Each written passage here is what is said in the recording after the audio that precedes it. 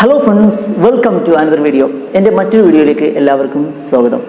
ഇന്നത്തെ വീഡിയോയിൽ നമ്മൾ ഡിസ്കസ് ചെയ്യാൻ പോകുന്നത്, നമ്മൾ ചിലപ്പോൾ സാധ്യതകളെക്കുറിച്ച് പറയാറുണ്ട്, അതുപോലെ തന്നെ നമുക്ക് ഉറപ്പില്ലാത്ത കാര്യങ്ങളെക്കുറിച്ചൊക്കെ നമ്മൾ മലയാളത്തിൽ പറയാറുണ്ട്, അതുപോലെ തന്നെ ഇംഗ്ലീഷിലും പറയാറുണ്ട്. നമുക്കറിയാം ഇത്തരം കാര്യങ്ങൾ ഇംഗ്ലീഷ് പറയാൻ വേണ്ടിയിട്ട് നമ്മൾ മേ ഉപയോഗിക്കാറുണ്ട്, മൈറ്റ് ഉപയോഗിക്കാറുണ്ട്, അതേപോലെ തന്നെ പോസിബിലി ഉപയോഗിക്കാറുണ്ട്, പ്രോബബിളി ഉപയോഗിക്കാറുണ്ട്, മേ ബി ഉപയോഗിക്കാറുണ്ട്, പെർഹാപ്സ് ഉപയോഗിക്കാറുണ്ട്. ഇത്രയും വാക്കുകളൊക്കെ തന്നെ സാധ്യതകളെക്കുറിച്ച് പറയാൻ വേണ്ടിയിട്ടും അതുപോലെ തന്നെ നമുക്ക് ഉറപ്പില്ലാത്തൊരു കാര്യത്തെക്കുറിച്ചൊക്കെ പറയാൻ വേണ്ടിയിട്ട് തന്നെയാണ് ഉപയോഗിക്കുന്നത്.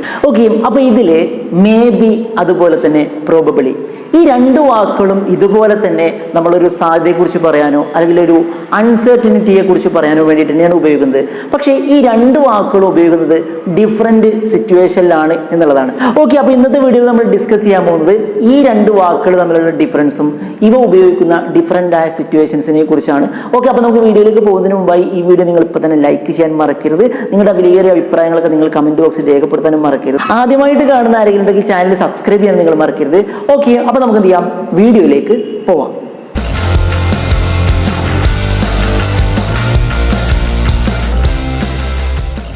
ഓക്കെ, അപ്പോൾ നമ്മൾ പറഞ്ഞു മേ ബി അതുപോലെ തന്നെ പ്രോബബിളി. അപ്പോൾ നമ്മൾ പറഞ്ഞതാണ് ഈ രണ്ട് വാക്കുകളും തന്നെ നമ്മൾ സാധ്യതയെക്കുറിച്ച് പറയാൻ വേണ്ടിയിട്ട് അതുപോലെ തന്നെ ഒരു ഉറപ്പില്ലാത്ത കാര്യത്തെക്കുറിച്ച് പറയാൻ വേണ്ടിയിട്ടൊക്കെ തന്നെയാണ് നമ്മൾ മേ ബിയും അതുപോലെ തന്നെ പ്രോബബിളിയും ഉപയോഗിക്കുന്നത്. അപ്പോൾ നമ്മൾ ഇങ്ങനെ പറയാറുണ്ട്, ഒരു പക്ഷേ, ചിലപ്പോൾ, വന്നേക്കാം, പോയേക്കാം, മഴ വർഷിച്ചേക്കാം, ഇങ്ങനെയൊക്കെ പറയുന്നതാണല്ലോ നമ്മുടെ ഒരു സാധ്യത. നമുക്ക് ഉറപ്പില്ലാത്തൊരു കാര്യമാണ്, അതുകൊണ്ടാണ് ഒരു പക്ഷേ എന്നൊക്കെ നമ്മൾ ഉപയോഗിക്കുന്നത്. ഓക്കെ, അപ്പോൾ അത്തരം കാര്യങ്ങളൊക്കെ പറയാൻ തന്നെയാണ് നമ്മൾ മേ ബി അതുപോലെ തന്നെ പ്രോബബിളി ഒക്കെ ഉപയോഗിക്കുന്നത്. പക്ഷേ ഇവ രണ്ടും ഉപയോഗിക്കുന്നത് ഡിഫറൻ്റ് ആയ സിറ്റുവേഷനിലാണ് എന്ന് മാത്രമാണ്.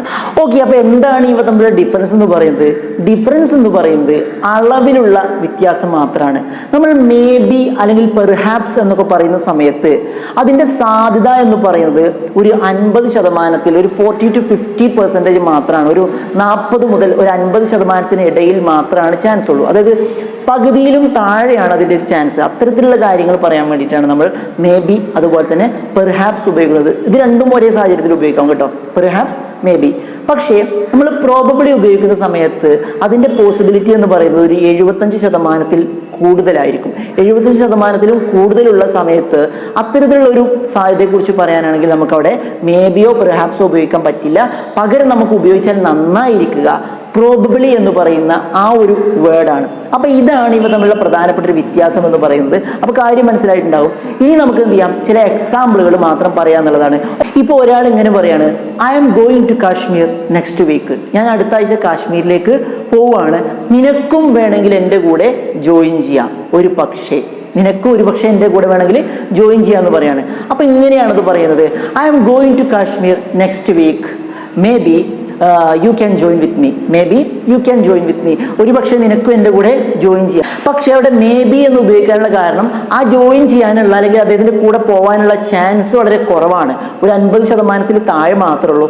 അതുകൊണ്ടാണ് അവിടെ നമ്മൾ പെർഹാപ്സ് അല്ലെങ്കിൽ മേ ബി ഉപയോഗിക്കുന്നത് എന്നുള്ളതാണ്. May be you can join with me എന്ന് പറയുമ്പോൾ അവിടെ ചാൻസ് വളരെ കുറവാണ്, എന്നാലും ഒരു പക്ഷേ സാഹചര്യങ്ങളൊക്കെ ഒത്തു വരികയാണെങ്കിൽ നിനക്കും എൻ്റെ കൂടെ ജോയിൻ ചെയ്യാന്നുള്ളതാണ് പറയുന്നത്. ഓക്കെ, ഇനി മറ്റൊരു എക്സാമ്പിൾ നോക്കാം. ഇപ്പോൾ ഒരാൾ ഇങ്ങനെ പറയാണ്, ചിലപ്പോൾ നാളെ ഞാൻ അവളെ കണ്ടേക്കാം, ചിലപ്പോൾ നാളെ ഞാൻ അവളെ കാണും, അല്ലെങ്കിൽ ചിലപ്പോൾ ഞാൻ നാളെ അവളെ കണ്ടേക്കാം എന്ന് പറയാണ്. പക്ഷേ കാണാനുള്ള ചാൻസ് വളരെ കുറവാണ്, ഒരു 50%-ൽ താഴേക്ക് ഉള്ളൂ എന്നുണ്ടെങ്കിൽ നമ്മൾ എങ്ങനെയാ പറയാ?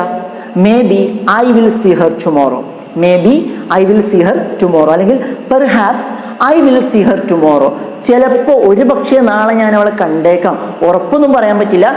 കഴിഞ്ഞ ആഴ്ച ഞാൻ അവിടെ പോയ സമയത്ത് കണ്ടിരുന്നു, അതുകൊണ്ട് ചിലപ്പോൾ നാളെ ഞാൻ അവളെ കാണും അല്ലെങ്കിൽ കണ്ടേക്കാം. പെർഹാപ്സ് അല്ലെങ്കിൽ maybe I will see her tomorrow. അപ്പോൾ ഇങ്ങനെയുള്ള സാഹചര്യത്തിലാണ് നമ്മൾ മേ ബി അല്ലെങ്കിൽ പെർഹാപ്സ് ഉപയോഗിക്കുന്നത്. ഓക്കെ, ഇനി നമുക്ക് പ്രോബബിളി വെച്ചിട്ട് ചില എക്സാമ്പിളുകൾ പറയാം. അപ്പോൾ നമ്മൾ പറഞ്ഞു പ്രോബബിളി എന്ന് നമ്മൾ ഉപയോഗിക്കണമെന്നുണ്ടെങ്കിൽ ആ പറയുന്ന കാര്യത്തിൻ്റെ സാധ്യത വളരെ കൂടുതലായിരിക്കണം. ഒരു 75% എബോവ് നമുക്ക് ഉറപ്പുള്ള കാര്യങ്ങളാണെങ്കിൽ മാത്രമാണ് നമ്മൾ പ്രോബബിളി വെച്ചിട്ട് പറയുന്നത്.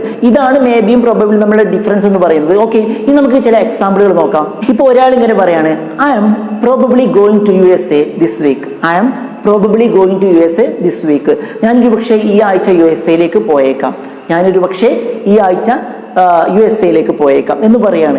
ഈ പറയണമെന്നുണ്ടെങ്കിൽ ആ ചാൻസ് വളരെ കൂടുതലാണ്. കാരണം പ്രോബബിളി എന്ന് ഉപയോഗിച്ചിട്ടാണ് പറഞ്ഞത്. ഇപ്പോൾ ഒരാൾ ടിക്കറ്റ് ഒക്കെ എടുത്ത് ഡേറ്റ് ഒക്കെ ഫിക്സ് ചെയ്തിട്ടാണ് ഈ കാര്യം പറയുന്നതെങ്കിൽ അവിടെ ചാൻസ് വളരെ കൂടുതലാണ്.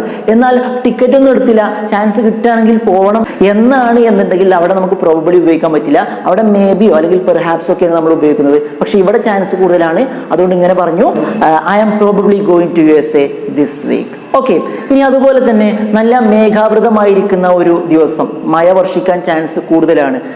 ഒരു 75% മഴ പെയ്യാൻ തന്നെയാണ് ചാൻസ് ഉള്ളത്. ആ സമയത്ത് പ്രോബബിളി ഉപയോഗിച്ചിട്ട് നമുക്ക് ആ കാര്യം പറയാൻ പറ്റുന്നതാണ്.